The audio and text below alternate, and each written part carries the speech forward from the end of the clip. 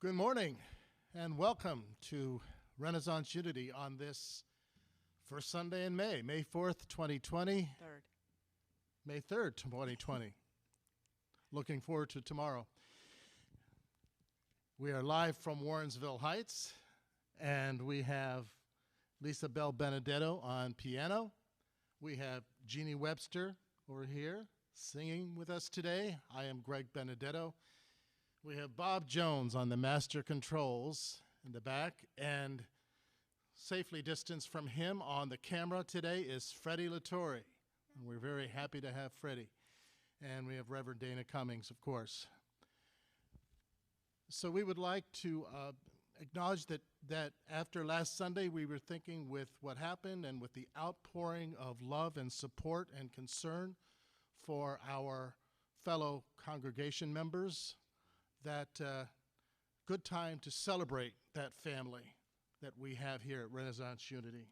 So let's do that.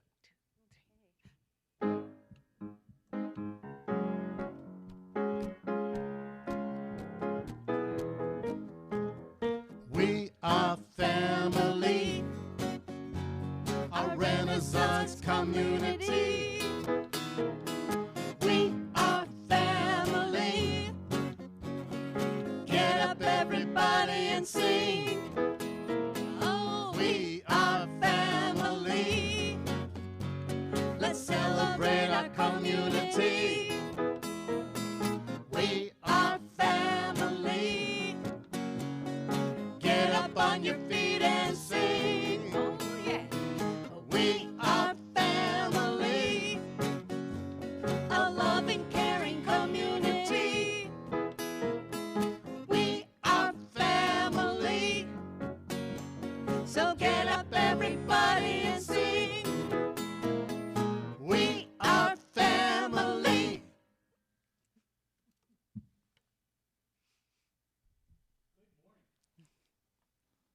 If you were with us last Sunday, you are aware that we had an emergency. And I want to start off with the very good news that Linda Barassa, who was running our camera at the time, is doing very well. She is very healthy. All is good. She was operating our camera, and she lost consciousness, and we responded to support her in that moment. So if you were with us last week, you witnessed part of that, but I want you to all know that Linda is quite well, and we are dedicating today's service to her. And very grateful to Freddie to be standing in the place that she was. This Wednesday, every Wednesday for the past 4 or 5 weeks, we have been doing 5 p.m. Zoom sessions. And this week, I invite you to join us and bring to the conversation memories of mother, mom. Bring to our conversation, if you can bring your mom, bring her safely, but bring a memory, a very special memory of your mother that we can share together this Wednesday, 5 p.m. on our Zoom session. And now, Jeannie Webster with the Daily Word. The daily word for today is I contribute to peace in the world. When I learn of conflict in my community or in the world, my response may be frustration, sadness, or anger. If I have those feelings, I remember that I am more than merely human. I am a living expression of God, heir to all that God is. I use my divine faculties of wisdom, understanding, and love to create the abiding peace that is my birthright. Centered in divine peace, I realize that every person is as much an expression of God as I am. As differences dissolve in a way that transcends human understanding, I come to know oneness with all the world's people. I let this realization shape my response to every person and every situation. In an awareness of my oneness with all people, my thoughts, words, and actions contribute to peace in the world. And from John 17:22, the glory that you have given me, I have given them, so that they may be one as we are one.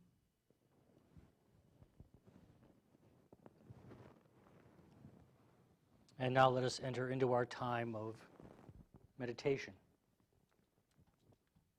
And I invite you to open your awareness to all of those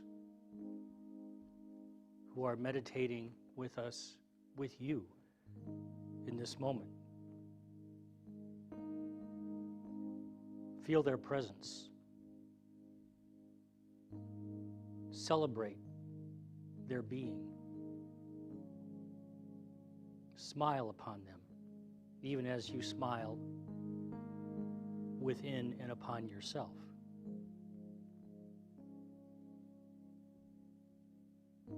We are one. And if you need to make any physical adjustments to support your meditation, do so now. Allow your physical body to be open as an inner and outer sign of receptivity. Opening the paths of your inner energy. And bring your awareness to your breath. The inward and outward flow of your breath.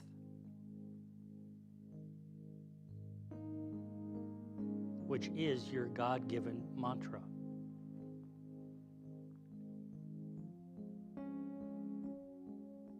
And allow yourself several slow, deep breaths at your own pace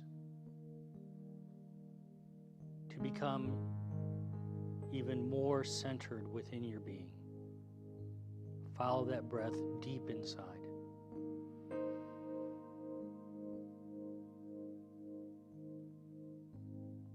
And enjoy the sensation, beloved. Enjoy the sensation of your breath.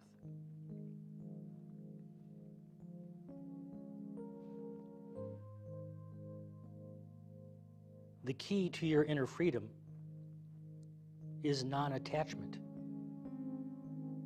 release of resistance, surrender to what is,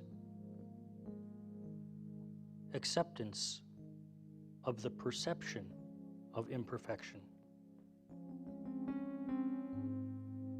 And the spiritual practice for achieving these things is forgiveness. This is a forgiveness meditation. Silently repeat these words in the quiet of your being. I forgive myself for being imperfect. I forgive myself for making mistakes.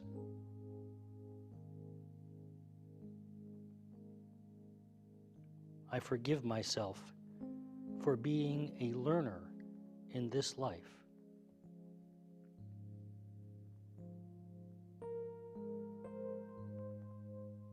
Now, bring to mind someone who has hurt or offended you. Not the person who has abused you the most, but someone who has caused you pain.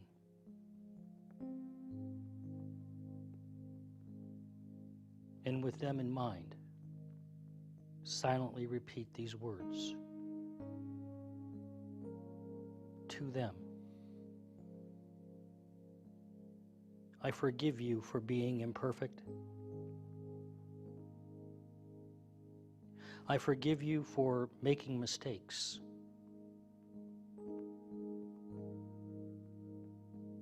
I forgive you for being a learner in this life. Please forgive me for being imperfect. Please forgive me for being a maker of mistakes. Please forgive me for being a learner in this life.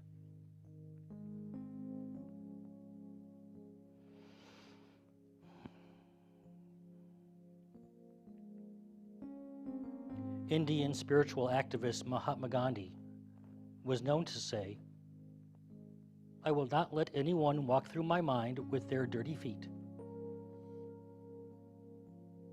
Do you love that image? People walking through your mind with their dirty feet? Are those dirty feet ever your own? How to clean your mind? Forgive, forgive, forgive.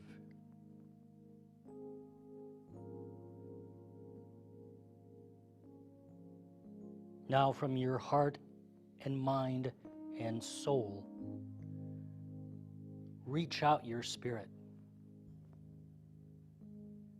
Reach out your spirit.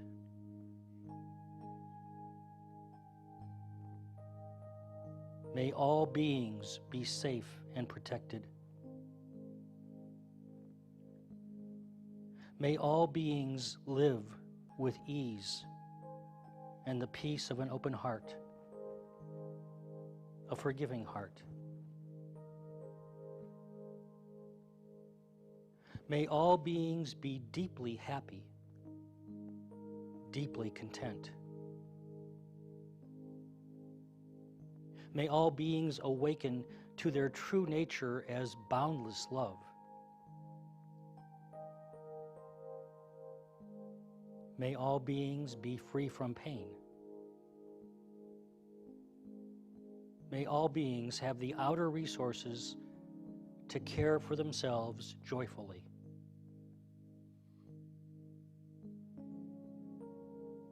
May all beings be steady in the ups and downs of their way.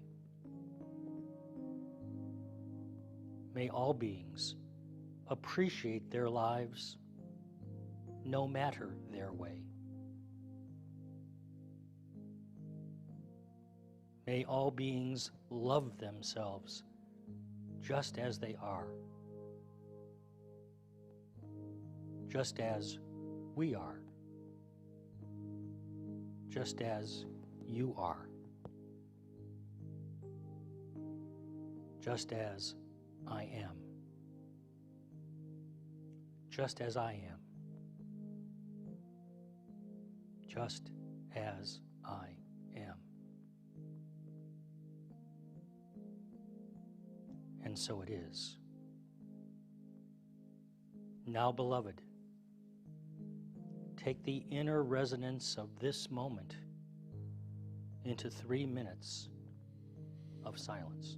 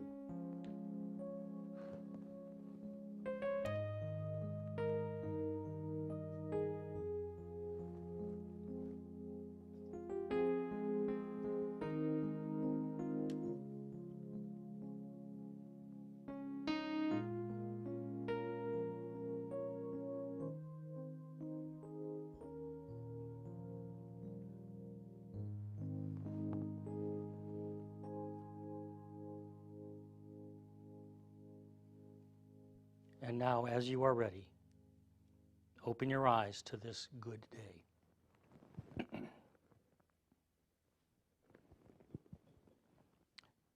I began here last Sunday, and I begin again in this place. I received many moving poems, writings, photos, and videos just like you. And this piece was written by an author named Jody, who I believe is a registered nurse. I don't know her last name. It speaks deeply to me and to this moment.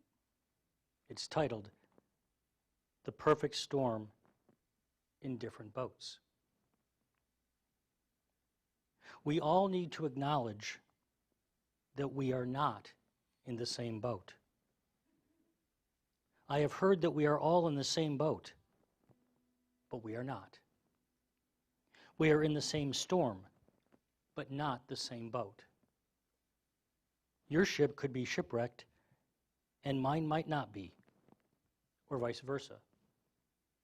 For some, quarantine is optimal, a moment of reflection, of reconnection, easy in flip-flops with a cocktail or coffee.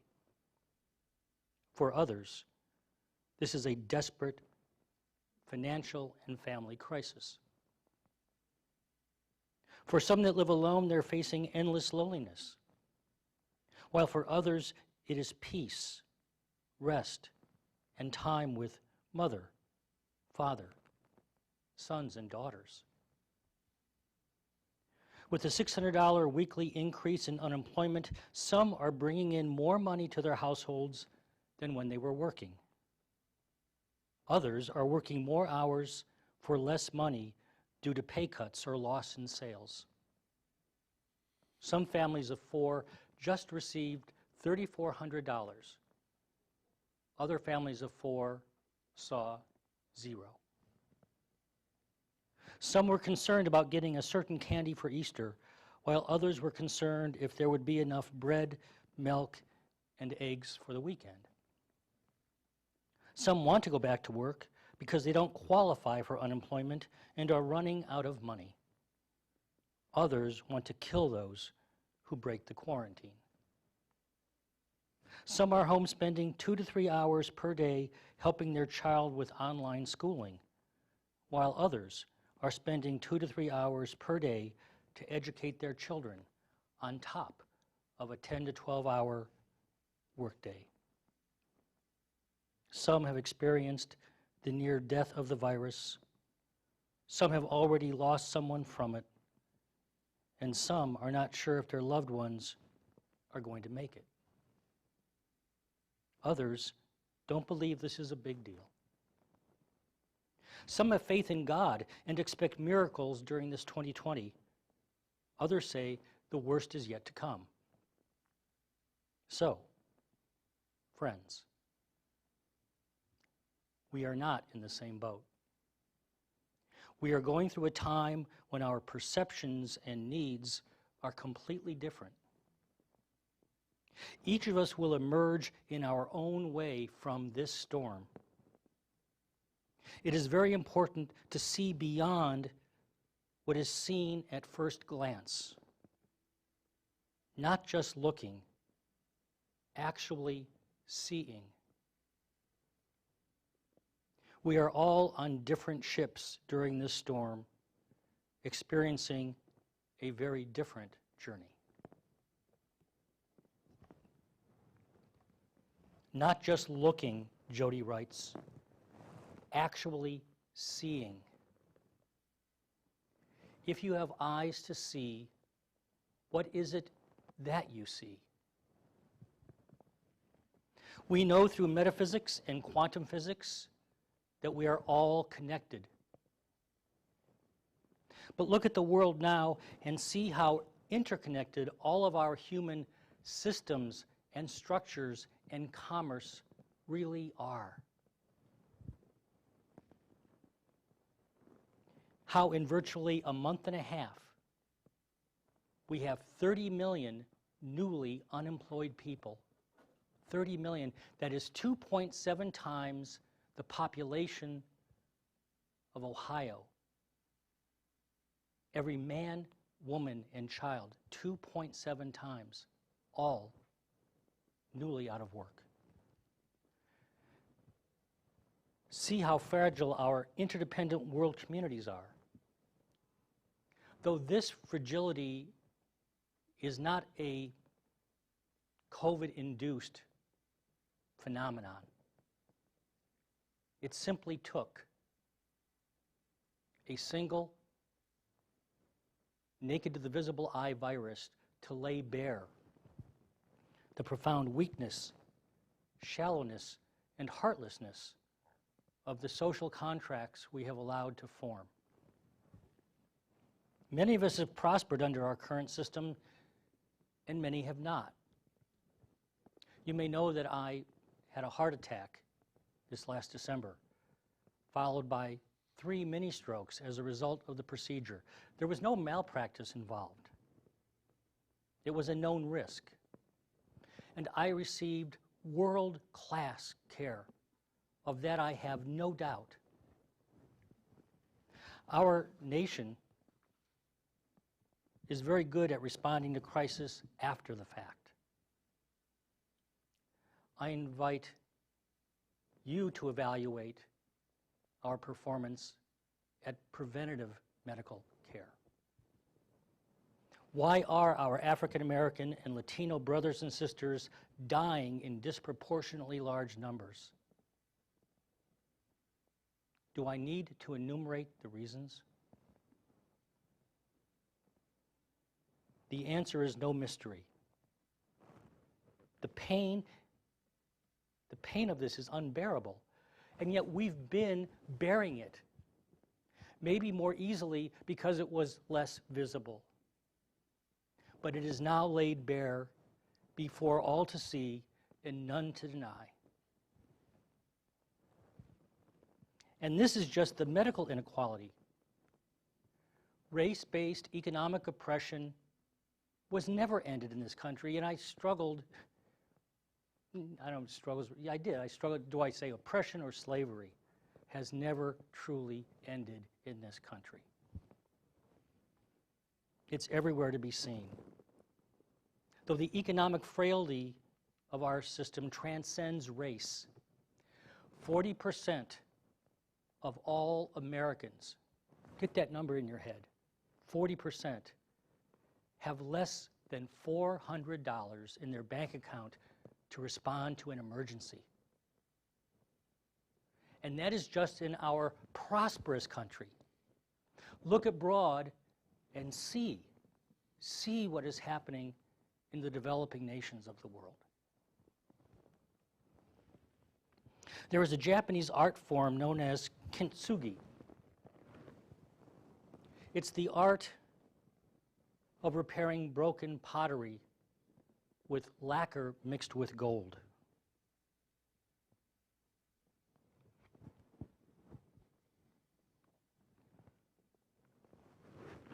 It looks like this. Now you tell me, what does your soul most respond to? The repaired pottery or the unbroken pottery? You may say, Dana, there's no image of unbroken pottery.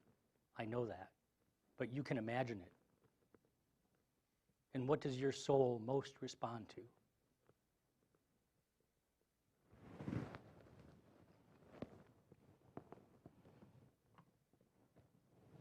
Our nation and the nations of the world are cracked and in pieces. And if it's not apparent to you now, it soon will be. You and I have a choice in how our brokenness is repaired. Will it be with gold or super glue? Will it be with lasting beauty or brutal efficiency? The choice is ours. This will be an ongoing, accelerated topic of conversation for us all. What will be the day-to-day foundational values that will shape our future? And will those be human values or hedge fund values? There are innumerable perspectives to address this from, and we will in the months to come, in the years to come. But let's begin with two: intimacy and resiliency, both of which you and I will need to move through this time of pandemic. What does intimacy mean during a time of physical distancing? If intimacy means the close physical contact with another person, then intimacy is impossible during this time, but for those who are living with partners or children. But this understanding is dependent upon conditions outside of you, and you and I know that true life and true health come from within. Intimacy is possible without being in direct physical contact with a spouse, a partner, in a relationship with family or friends. So what is intimacy? It's feeling. It is causing another person to feel and allowing them to cause you to feel. It is moving another and allowing that other to move you. Intimacy is what it means to be alive. And intimacy, like the heart, is a muscle that needs to be exercised. For when you exercise the muscle of intimacy, you raise the vibrancy of your immunological system. And is that vital now? Intimacy at this time of distancing must become a conscious, disciplined practice that you incorporate into your daily routine, the exercise of intimacy, just as the exercise of your daily walk. It must become part of your spiritual practice, a part that maybe was simply seamlessly embedded in your life before this time of physical distancing. So how? How do you exercise intimacy? By reading a book, a poem that touches your soul. By listening to music which moves you, maybe to tears, maybe to dance. Laughing, sharing humor. That's feeling. That's intimacy. We can do it by watching a movie that stirs our hearts, creating art, planting a garden, cooking a special meal, if you have the means to do so. Know that we, Renaissance Unity, just this week, made what I believe is our 38th significant contribution to the Cleveland Food Bank. We've supplied just under money to cover just under 4,000 nutritious meals. The key is to feel. Intentionally flexing your muscles of intimacy, and through doing so, raising your immunity and your vibrancy. Oh, and there's one other that I was reminded of during one of our recent Wednesday evening Zoom sessions. Go outside and hug a tree. Hug a tree and share your power with the tree and receive the tree's power into you. Hug a tree, pause, and feel the hug in return.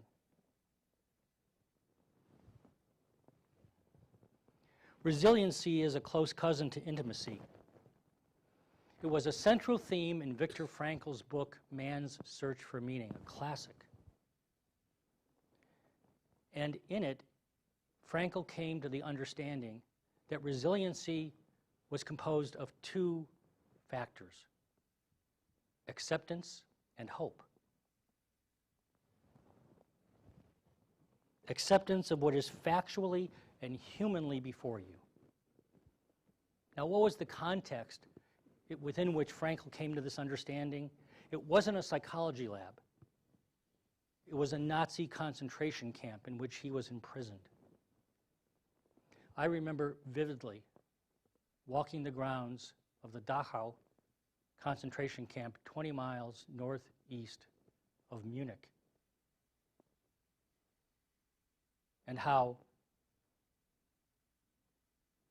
the foul energy still seeps from that soil. He saw that those who were most resilient admitted the reality of their situation, as horrific as it was. They were not in denial. At this moment in our shared experience, we must not deny through wishful thinking or unrealistic expectations. We must not allow ourselves to move into that place as we deal with this pandemic. Wear the gloves, wear the mask, as I do when I leave this room. Practice the 6 to 10 feet physical distancing. And accept the fact that we are in this mode until we have effective treatments and a widely available vaccine. The second component of resiliency is hope. 1 Corinthians 13 ends with these words. And now these three remain: faith, hope, and love. And the greatest of these is love. I've spoken of love countless times. I mean, I'm a Unity minister.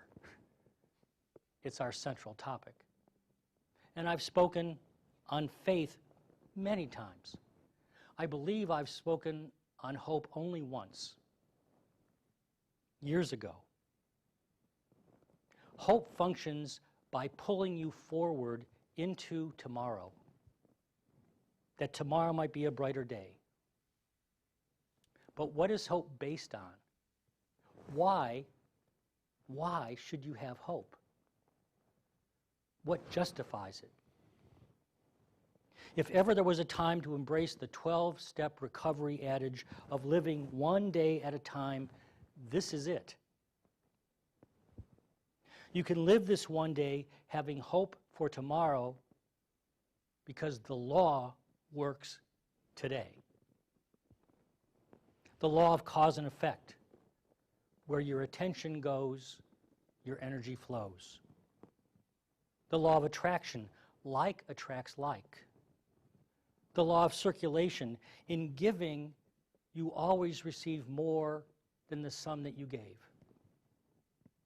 The law of forgiveness, which is the freedom that you will find every time in non-attachment from anything to which you're attached, to anything that you resist. And the law of love. The law of love that joins you in harmony with everything in the cosmos.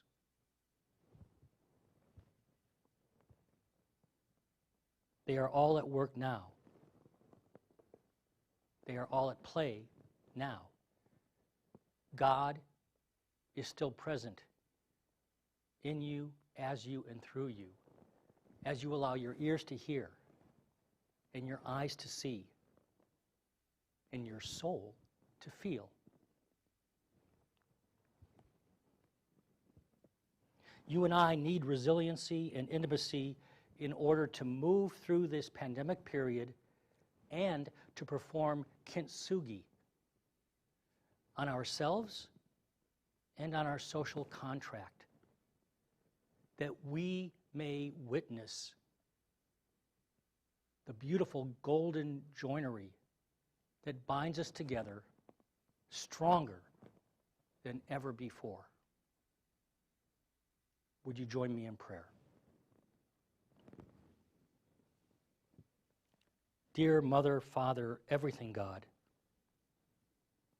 may I be supported in practicing intimacy, intentionally, mindfully, heartily. May I incorporate intimacy exercise into my daily routine, just as I exercise in my regular outdoor walks, understanding that these exercises will bring me joy, and with that joy, raised immunity and vibrancy. Let me be resilient so I may be present both for myself and others.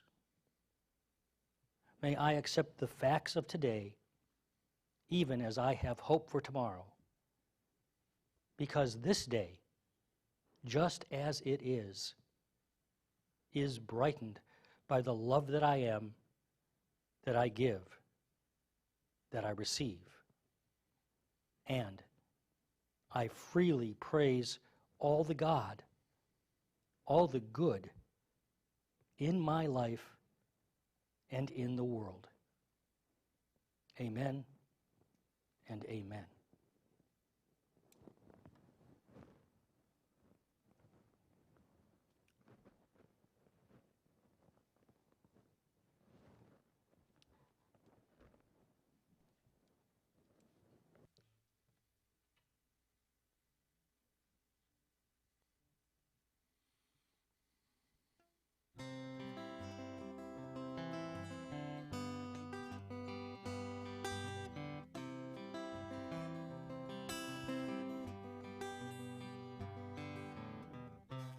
It's a lot like I remember,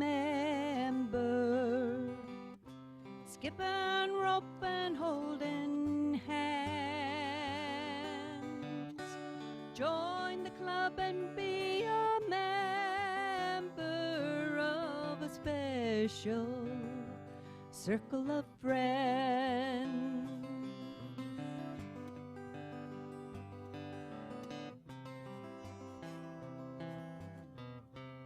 And that's where we tell our stories, where the hero was a girl, and we dream of love and glory and of healing the whole world. We tell our stories still. We're sisters to the end, and we weave a patchwork quilt in the heart of a friend, in the heart of a friend.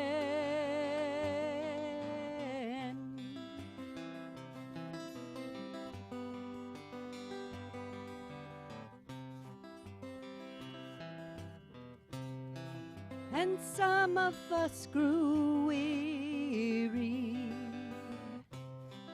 and some grew apart, and some grew hard of hearing, and some have yet to start.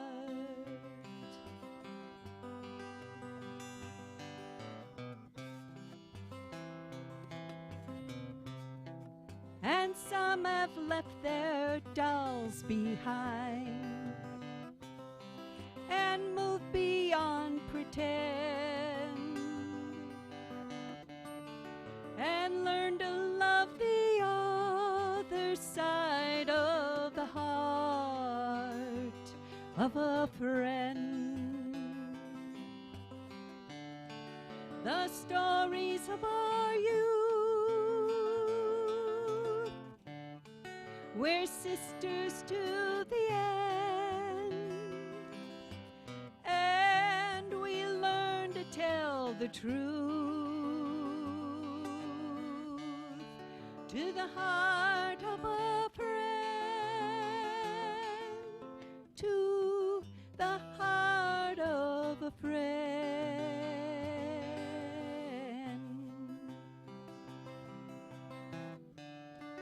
To the heart of a friend.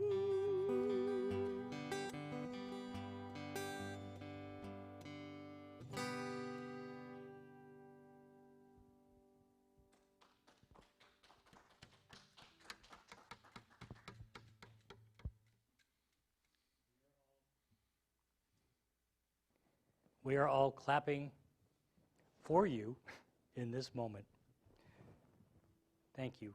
Thank you so much, Jeannie. A lovely, lovely song. And now is the time that we virtually accept, fill, and then pass on our offering basket.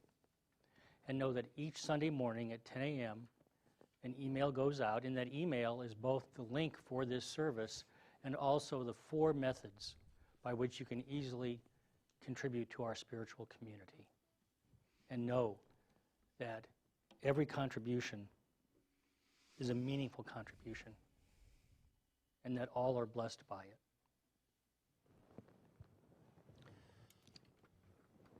We've been sharing a prayer that Unity Worldwide Ministries shared with all sister ministries. Another prayer spoke to me today to share. This is written by Cameron Belm, and it's titled Prayer for a Pandemic. Would you join me in prayer? May we who are merely inconvenienced remember those whose lives are at stake. May we who have no risk factors remember those most vulnerable.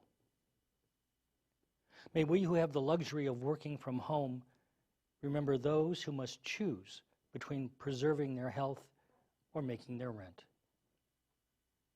May we who have the flexibility to care for our children when their schools close remember those who have no options. May we who have to cancel our trips remember those who have no safe place to go. May we who are losing our margin money in the tumult of the economic market remember those who have no margin at all. May we who settle in for a quarantine at home remember those who have no home. As fear grips our country, let us choose love.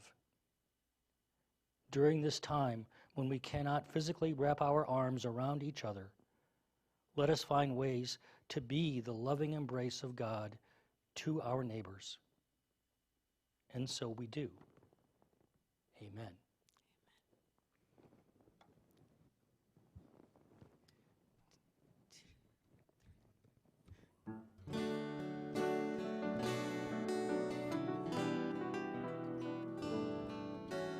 I am here for the greater good of all, the greater good of all, the greater good of all.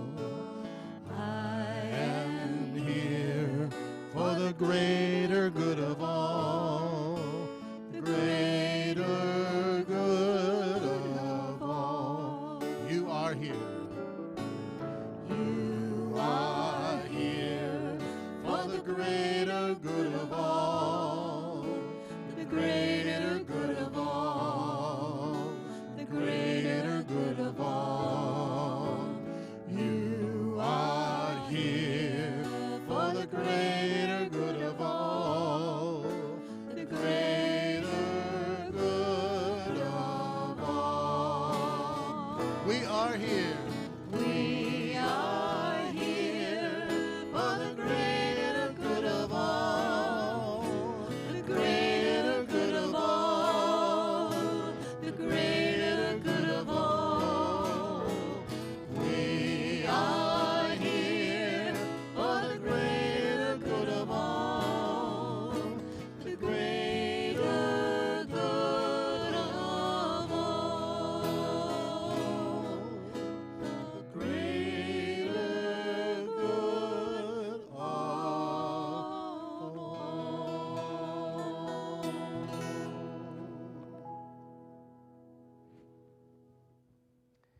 And now let us close together, and I invite you, if you know the prayer for protection, to say it out loud with me.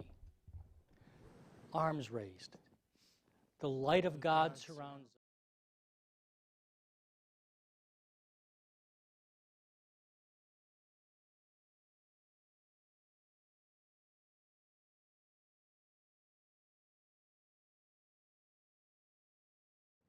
Amen. Amen. Have a wonderful week.